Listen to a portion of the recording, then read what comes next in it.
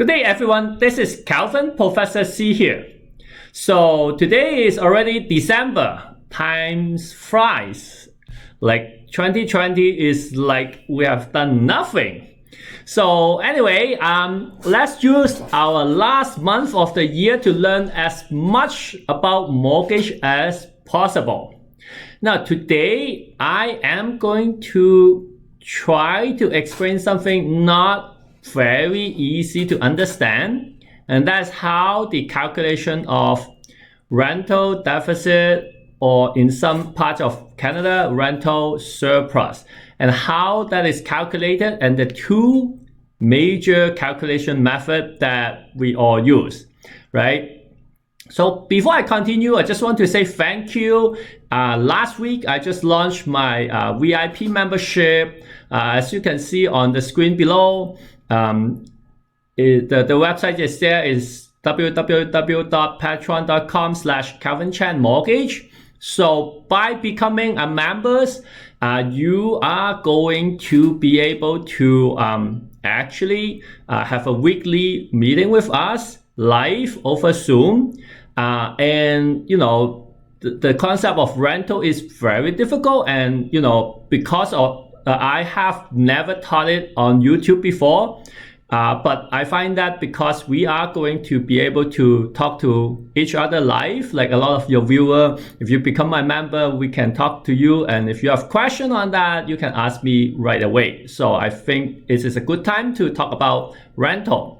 So let's first look at what is going on. Why do we need to know the difference between the two types of rental calculation?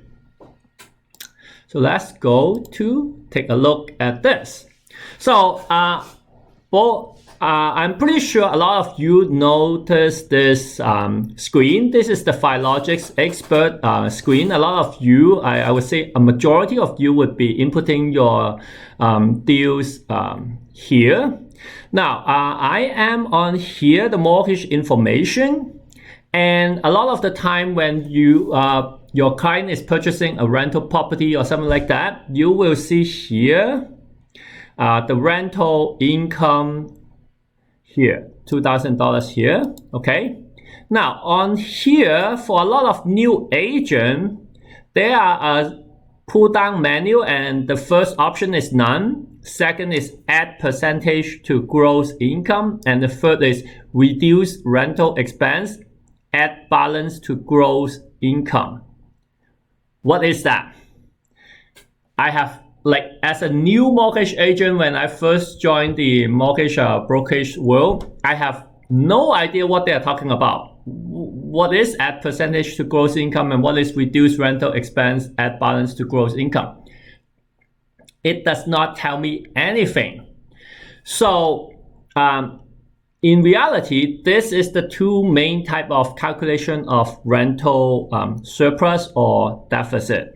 So let me, instead of looking at this, which means nothing, let me show you in another way. Okay, and also keep in mind that there's an inclusion percentage here. And using this example, the rental income is $2,000. Inclusion is 80%, and then we have two different ways to do it. So the first way, which they call it add percentage to gross income. What is that? Let me show you. Okay, that add percentage, I don't even remember. Add percentage to the gross income. That is what we actually in the industry call add back, right? Rental add back. So what it means is the rental income, so $2,000 in that example, is add to the total income. Now, most of the lender out there would not use 100% of your rent, would not use everything. So remember that inclusion number that I say, the percentage, what is it? Yes, you're right, 80%. So in that case, the rental income I use would be $1,600, which is $2,000, 80% of that, $1,600, okay? And then that $1,600 would be added to the income, which is, if you guys look at it, this is the add back I have for you guys. 80% of the $2,000 would be $1,600 per month. Assuming that like the mortgage payment, the property tax and all that, the total expense for that property, the rental property, is $1,700. Okay, so for the TDSR, how you calculate that would be like all the other expense like credit card, line of credit, car loan, car lease, student loan and all that. On top, you have to plus $1,700 the expense. That expense is called the rental, is the expense for the rental property.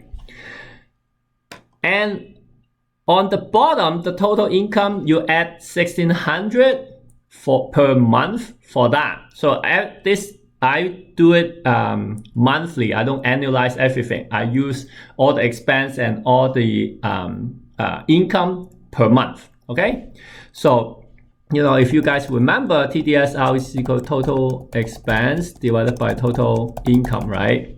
So the expense, you add $1,700 to whatever other expense you have. And the income, for example, if the guy is making $120,000 annually, that means $10,000 per month. Then you add $1,600 to that formula. So instead of divided by 10,000, now you divide it by 11,600. So that would give you the TDSR. That's called add back. Okay. Now, if you are not still a little bit confused, you know what? Rewind and listen to what I say again. Okay, you will get it. So, what about this one? This is what they call reduced rental expense add balance to gross income. In the mortgage industry, the technical term for that is called rental offset. Okay, so using the same example, $2,000 rent that this guy is receiving, and again, inclusion percentage is 80%. So the rent to use per month is $1,600. Okay. Now, assuming again that property, the expense for that property is $1,700, like for example, the mortgage payment, property tax, and all that is $1,700. You use this $1,600 minus the $1,700, come up with rental deficit of $100. In a simple terms, that means that you are receiving money less than the expense. So you're receiving $1,600, but you have to pay $1,700 every month to support the mortgage and all the other expense. So you are basically losing $100 per month. So once you find out the rental deficit, you use that and add it to the expense. So this one is add back. And then for offset, then the TDSR is total expense plus $100. When you divide it by the total income, remember the example we use, we are assuming the guy is making $120,000. That means $10,000 per month. You still keep this as $10,000. There's nothing add to the total income because we are losing money on the rental. We are losing $100 per month. So the expense is added here. Okay, so that will give you the TDSR if the lender is using offset to calculate the rental deficit. Okay, so that is the two major ways to calculate rental deficit for different lender. Now, mind you, rental is one of the most difficult topics that a new mortgage agent will face at their early stage of their career.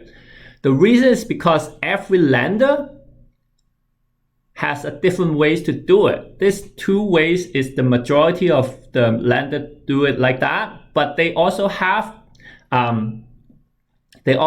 their own unique tricks, right? Some lender does not allow you to add the rental surplus. If you're making money on the rental, they do not allow you to use that. Some lender would have a predetermined worksheet, like an Excel sheet, for you to plug in the number to do that. Some would do like the hybrid, and some would do it differently if the rental property is the subject or if it is non-subject. Some lenders, if it is only one rental, they would do it this way. More than one, they would do it the other way. So it's getting complex, right? And sometimes you, as a new mortgage agent, you will lose track, right? And that's why I leave it all the way to now to teach you guys, because, now that I have a channel to actually talk to all my viewers, and again, the channel is there. It's just, you can subscribe to my membership program. So every week we can talk about that. If you really have a rental property that you are not sure how to calculate, you can ask me during the live Q&A, right? So now that we have a channel to talk to each other, and I can, for those who are really interested in deep diving in the mortgage world and become a mortgage superstar, you can do that. That's why I teach this now, because now we can talk to each other. Other than that, I also teach this in my live mortgage workshop. It's a 2-day workshop. It's like minimum 10 hours. The last workshop we went over is a 2-day workshop.